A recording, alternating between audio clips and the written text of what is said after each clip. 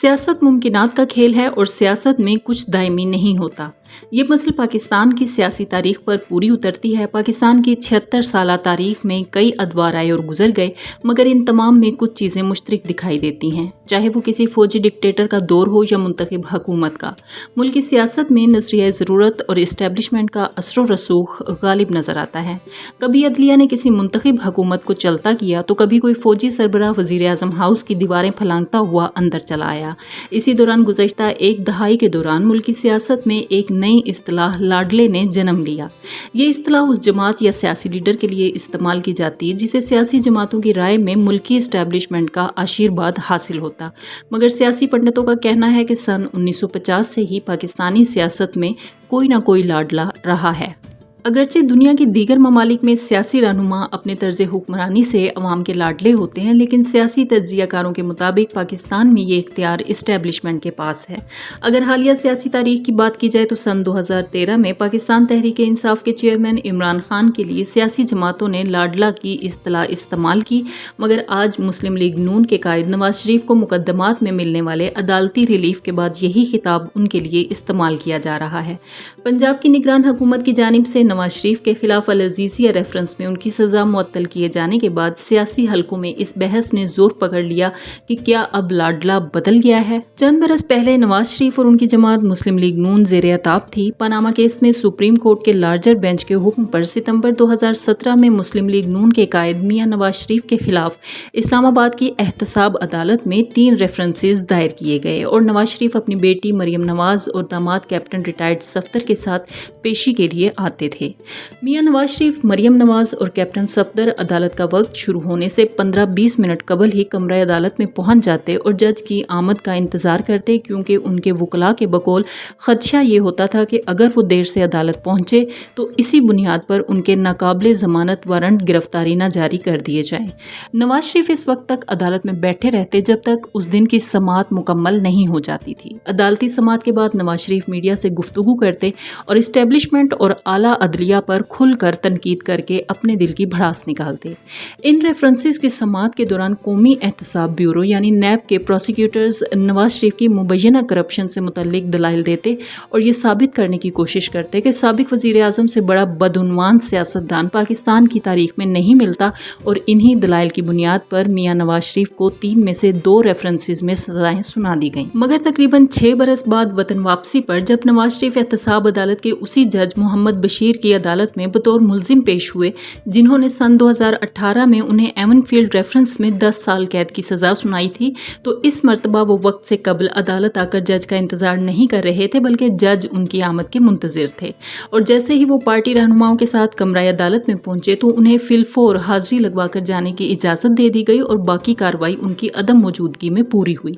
इसके बाद जब मियां नवाज शरीफ इस्लामाबाद हाई कोर्ट पहुंचे तो वहाँ पर भी उनके इस्तकबाल के लिए पुलिस के आला अफसरान मौजूद थे, जिन्होंने नवाज शरीफ जो अब भी एक अदालती मुजरिम हैं उनको न सिर्फ सल्यूट किया बल्कि हाई कोर्ट की इंतज़ामिया की तरफ से उन्हें कमरा अदालत में लेकर जाने के लिए एक लिफ्ट मुख्तस कर दी गई। यहाँ भी जजेस अपने चैम्बर्स में इस इंतज़ार में थे कि नवाज शरीफ के पहुँचने पर अदालती कार्रवाई शुरू की जाए। नवाज शरीफ को इस्लामाबाद हाई कोर्ट के चीफ जस्टिस की अदालत में उस दरवाजे से लाया गया जो कभी भी साइलिन और मुल्जिमान के लिए नहीं खोला जाता। अदालत ने भी उनकी हिफाजती ज़मानत में तोसी कर दी और वो नैब जो माजी में उनकी बार बार गिरफ्तारी की दरख्वास्तें करती थी, उसके प्रोसिक्यूटर्स को अब ये गिरफ्तारी मतलूब नहीं थी। इस समाअत में ऐसे महसूस हुआ जैसे नैब यानी इस्तगासा की जानिब से कोई पेश नहीं हुआ, बल्कि तमाम वकला नवाज शरीफ की तरफ से थे। नैब की जानिब से नवाज शरीफ की गिरफ्तारी मतलूब न होने का कहे जाने पर अदालत को भी सवाल करना पड़ा कि चेयरमैन नैब से 2 दिन में पूछकर बताएं कि क्या वो इन रेफरेंसेस पर कार्रवाई जारी रखना चाहते हैं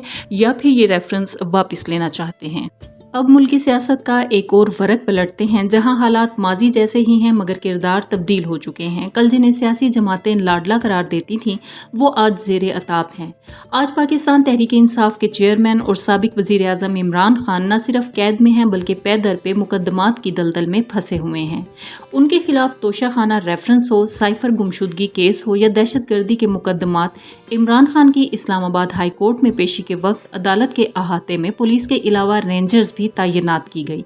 कमरा अदालत में जाने के लिए कोई लिफ्ट मखसूस नहीं की गई और वो अदालत उसी दरवाजे से दाखिल हुए जहां से आम साइलिन चीफ जस्टिस की अदालत में दाखिल होते हैं। तोशाखाना केस में इमरान खान को सजा दिलवाने के लिए इलेक्शन कमीशन ने अमजद परवेज एडवोकेट की खिदमात हासिल की हैं, जबकि उनके खिलाफ साइफर गुमशुदगी के मुकदमे में 3 स्पेशल प्रोसिक्यूटर्स मुकर्रर किए गए हैं। माजी में जिस तरह नवाज शरीफ अदालती पेशी पर मीडिया से बात करते हुए दिल की भड़ास निकालते थे, वैसे ही इमरान खान ने मुकदमात में पेशियों के मौके पर न सिर्फ अस्करी क़यादत को तनकीद का निशाना बनाया, बल्कि इस्लामाबाद हाई कोर्ट के चीफ जस्टिस आमिर फारूक पर भी कहीं और से हिदायत लेने का इल्ज़ाम आयद करते रहे हैं। अब इस्लामाबाद हाई कोर्ट में इमरान खान की तरफ से या उनके खिलाफ दायर की गई मुतअद्दद दरखास्तों पर फैसला महफूज है, जो अभी तक नहीं सुनाया गया। इमरान खान के वकला भी मुख्तलिफ अदालतों में ये शिकायत करते हुए नजर आते हैं कि जेल में उन्हें साबिक वजीर आज़म के स्टेटस की सहूलतें फराहम नहीं की जा रही। लेकिन अगर माजी करीब की सियासी तारीख पर नजर दौड़ाएं तो इमरान खान के लिए सूरत हाल पहले ऐसी नहीं थी। इमरान खान सन 2014 के धरने की वजह से खुद भी मुख्तलिफ मुकदमात में मतलूब थे और अदालत ने पुलिस हुक्काम को मुलजिम को फौरी तौर पर गिरफ्तार करके अदालत में पेश करने का हुक्म दे रखा था। लेकिन पुलिस हुक्काम ने उन्हें गिरफ्तार न करते हुए मुतलका अदालत में ये रिपोर्ट जमा करवाई थी कि इमरान खान शहर में मौजूद नहीं है, जबकि इमरान खान रोजाना सुप्रीम कोर्ट में पनामा लीक्स के खिलाफ दरख्वास्त की पैरवी के लिए पेश होते थे। इस तरह सन 2018 के इंतखाबात में हिस्सा लेने से कबल इमरान खान को इस्लामाबाद की एक मुकामी अदालत ने पेशी पर इश्तिहारी करार दिया तो उन्होंने अपने वकील बाबर अवान की सरजनिश करते हुए कहा था कि आप तो कहते थे कि अदालत दोबारा नहीं बुलाएगी, अब अदालत फिर बुला रही है, जिस पर उनके वकील ने यकीन दहानी करवाई कि उन्हें अदालत मुकदमात में दोबारा नहीं बुलाएगी। और फिर वही हुआ कि इमरान खान को एक ही दिन में कई मुकदमात में अदालती रिलीफ मिला और वो चंद हफ्तों में तमाम मुकदमात में बरी कर दिए गए। तो क्या मुल्की सियासत में वाकई ये लाडले बदलते रहते हैं? इस पर सहाफ़ी और तज्जिया निगार नुसरत जावेद का कहना है कि लाडले हर दौर में बदलते रहे हैं और जो उस वक्त का लाडला हो उसके लिए परेशानी की कोई बात नहीं, चाहे उसने जितना भी बड़ा जुल्म सरजद किया हो। उन्होंने कहा कि पाकिस्तान में बदलते लाडले का रुझान अब से नहीं है, बल्कि ये ट्रेंड सन 1950 से चला आ रहा है। सुप्रीम कोर्ट के चीफ जस्टिस मुनीर ने नजरिया ज़रूरत को ईजाद किया था, जो आज तक बरकरार है। उन्होंने तबसरा करते हुए कहा कि सोशल मीडिया की वजह से अब लोगों को इस बात का एहसास हो रहा है कि कुछ अरसे के बाद लाडले क्यों तब्दील हो जाते हैं। नुसरत जावेद का कहना था कि अदालती फैसलों की तारीख ऐसे वाकयात से भरी हुई है जिसमें जजिस को मैनेज करके अपनी मर्जी के फैसले लिए गए, जिसमें एक मिलिट्री डिक्टेटर को आइन में तरमीम करने जबकि दूसरे फौजी आमिर को वर्दी में सदारती इंतखाबात में हिस्सा लेने की इजाजत दी गई। वो कहते हैं कि जमहूरी मुल्कों में सियासतदानों के लाडले होने का मामला तो अवाम के सपुर्द होता है, लेकिन बदकिस्मती से पाकिस्तान में ऐसा नहीं है और यहाँ पर सियासतदानों को लाडला करार देने का इख्तियार इदारों ने अवाम से लेकर अपने पास रख लिया है और ये इख्तियार शायद उनसे कोई नहीं छीन सकता। पाकिस्तान बार कौंसिल के साबिक वाइस चेयरमैन आबिद साकी भी मुल्की सियासत में मुक्तदिर हलकों की मुदाखलत की वजह अदलिया के फैसलों को करार देते हैं। मुल्क का अदालती निज़ाम मौलवी तमीज़ुद्दीन केस, जिसमें नजरिया ज़रूरत ईजाद किया गया से ही जिस तबाही की डगर पर चल निकला था, आज भी उसी डगर पर चल रहा है। उनका कहना था कि मुल्क का कानून सिर्फ ताकतवरों को तहफ़्फ़ुज़ फराहम करता है और जिस तरह ताकतवर चाहेगा इस कानून को और अदालतों को अपने हक में कर लेगा। जब कोई ताकतवर हलकों की खुशनुदी या सरपरस्ती से महरूम हो जाता है तो इसके खिलाफ ऐसे ऐसे मुकदमात बन जाते हैं जिसका उसने कभी सोचा भी नहीं होता और इन मुकदमात में ये साबित करने की कोशिश की जाती है कि इससे बड़ा दहशतगर्द या बदउन्वान पूरी दुनिया में नहीं है। लेकिन जब सरपरस्ती दोबारा मिल जाती है तो वही वकील अदालतों में ये साबित करने की कोशिश करते हैं कि उन जैसा मजलूम पूरी दुनिया में नहीं है। आबिद साकी का कहना था कि आम मुजरिम की सज़ा तो कभी भी किसी सूबाई हुकूमत ने मुअत्तल नहीं की, लेकिन नवाज शरीफ के अल अज़ीज़िया स्टील मिल्स के मुकदमे में सज़ा को मुअत्तल करके इस तासुर को मज़ीद तक़वियत फराहम की है कि पाकिस्तान के कानून में रियायत सिर्फ ताकतवर को ही मिल सकती है। पाकिस्तान मुस्लिम लीग नून अपने कायद को PTI और पीपल्स पार्टी की जानिब से मुल्की इस्टेब्लिशमेंट का नया लाडला करार देने पर क्या मौक़िफ़ रखती है, इस सवाल पर मुस्लिम लीग नून के सेक्रेटरी जनरल एहसन इकबाल का कहना है कि सन 2017 में मियां नवाज शरीफ को एक साजिश के तहत नाअहल करके सजाएं दिलवाई गईं और अब अगर इस साजिश के मरकजी किरदार,